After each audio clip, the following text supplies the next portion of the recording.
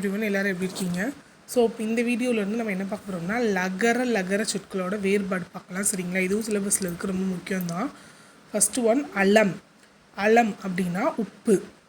இந்த அலம் அப்படின்னா பிணம். சரிங்களா?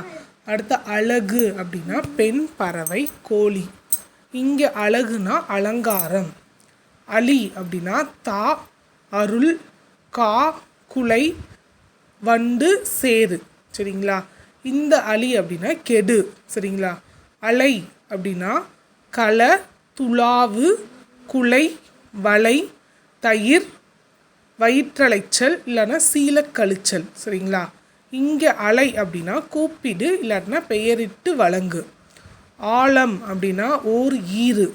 இங்கே ஆழம்னா நம்ம ஆழமாகன்னு சொல்லுவோம்ல, டெப்த்தாக அந்தது. ஓகேவா? ஆலி அப்படின்னா அரசன், அரசி, சிங்கம், யாழி, ஓர் ஈறு.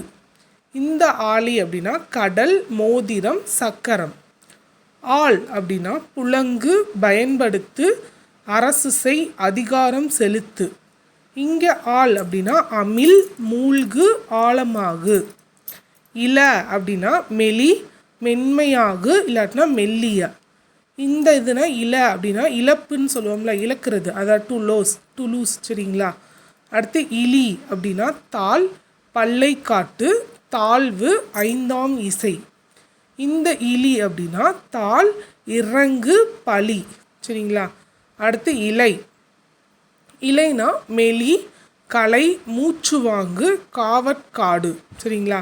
இங்கே இலை அப்படின்னா தேய், செய், நூலிடு, நகை, நூல். ஓகேவா? ஸோ கண்டினியூஷன் அடுத்தடுத்த வீடியோவில் பார்க்கலாம். நோட் பண்ணி வச்சுக்கோங்க. Thank you so much.